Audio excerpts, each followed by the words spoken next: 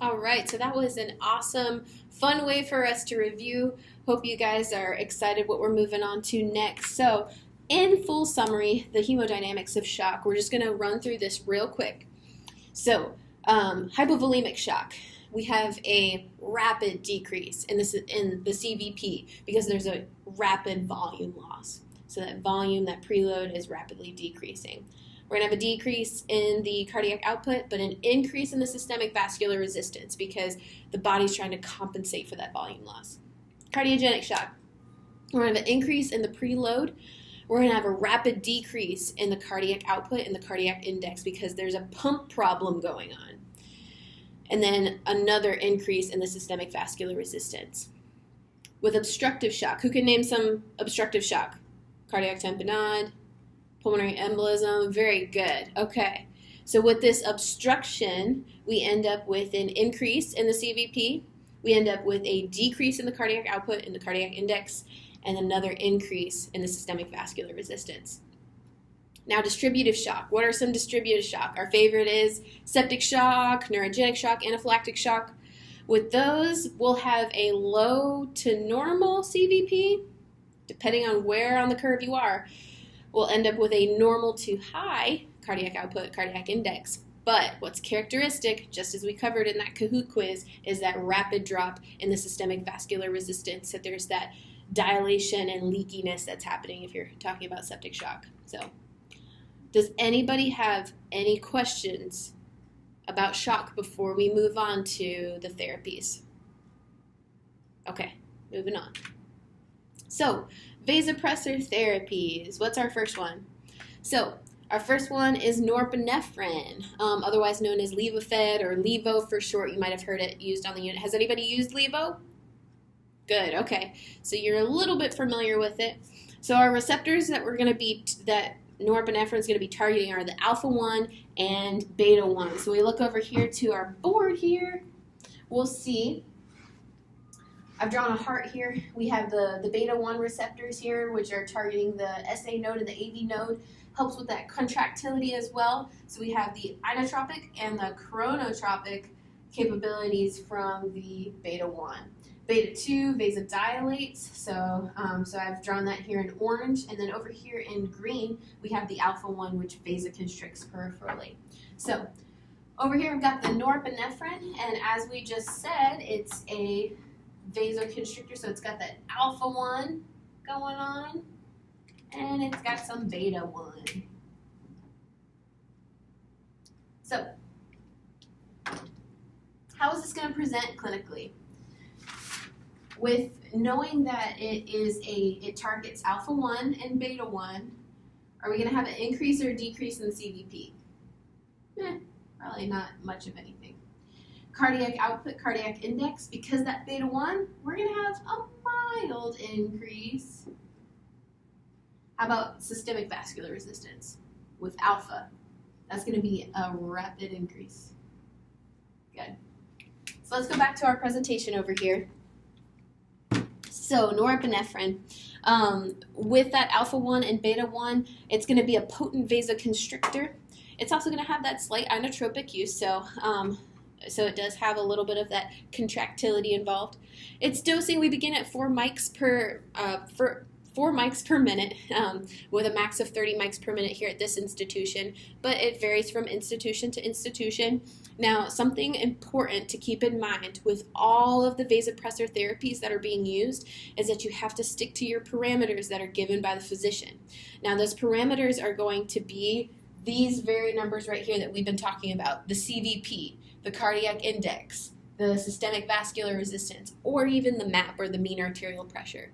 Now, you guys as critical care nurses should know what the formula for the mean arterial pressure is based on the systolic and diastolic, but we're not going to go into that. That's something that you should know. So, back to this. With norepinephrine, we usually titrate based on the MAP, or the mean arterial pressure, and that's usually 60 to 65. Side effects of norepinephrine, things that we need to be watching out for, are tachyarrhythmias. If you give them too much norepinephrine, you can cause some tachyarrhythmias that could be fatal. Too much of it can cause some hypertension as well, because that alpha And then peripheral numbness and ischemia. Ischemia, you say, wait, Katie, I thought we were trying to reverse ischemia here. And we are. But the way that norepinephrine works is it shunts all that blood away into the trunk where all of the organs are to be able to preserve the organs. So you may even see your patients lose fingers and toes because of all of that tight vasoconstriction. You might have heard even the term clamp down with norepinephrine. So what type of shock would you expect to use this medication in? Any ideas? Septic shock, that's exactly it. And norepinephrine happens to be the first line of defense in septic shock because it helps increase that CVP. Very good. Moving on to the next. Epinephrine. Anybody have any allergies in here? Yep. We have our little friend here with the peanut. If you were a kid and you had to carry around an EpiPen, you know the importance of epinephrine. Epinephrine hits the alpha-1, beta-1, and beta-2 receptors. So we'll go back over here to our board. So we have some alpha. We've got some beta-1. And we got some beta-2. All right. So what is this going to have an effect on our CVP preload? Not really. How about cardiac output, cardiac index? Yeah, it will. More so than norepinephrine. And then systemic vascular resistance? It will. So we're going to have an increase in cardiac index, cardiac output, and systemic vascular resistance.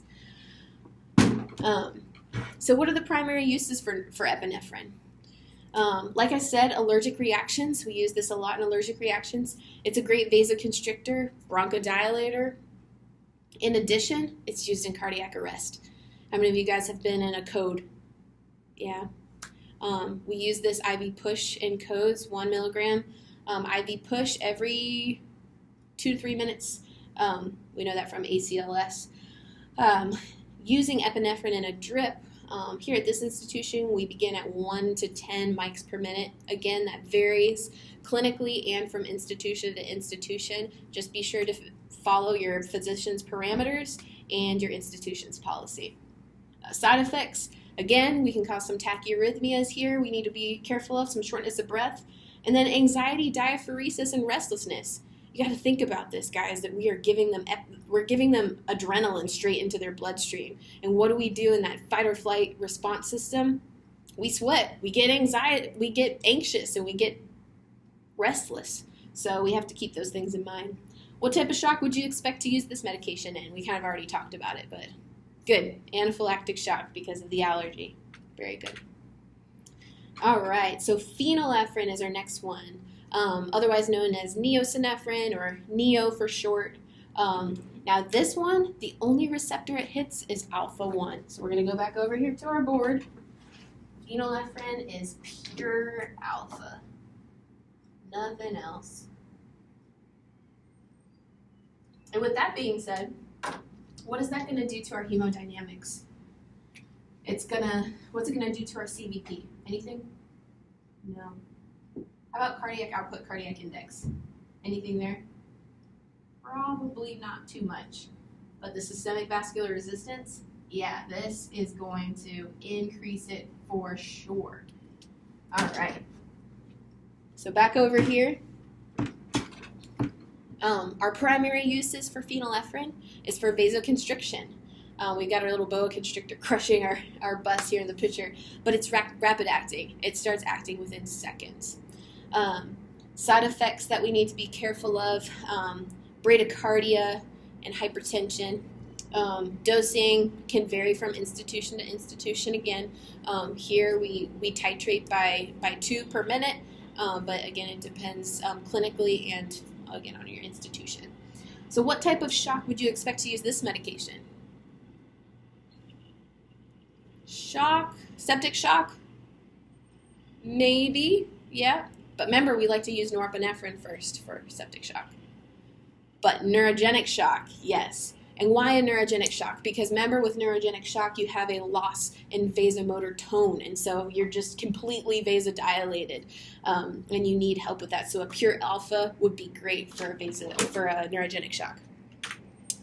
Vasopressin. So vasopressin doesn't hit any of those alpha beta receptors, but it's a hormone that's produced in our body. So if you remember back in your probably in nursing school in an endocrine lecture, antidiuretic hormone, that's what vasopressin is. It's produced by the pituitary gland and is released into your bloodstream and targets the kidneys to inhibit the excretion of volume of water, so that we keep all of that volume inside of our vasculature. So it's a great for volume retention. In addition to volume retention, it also promotes localized vasoconstriction to the coronary arteries and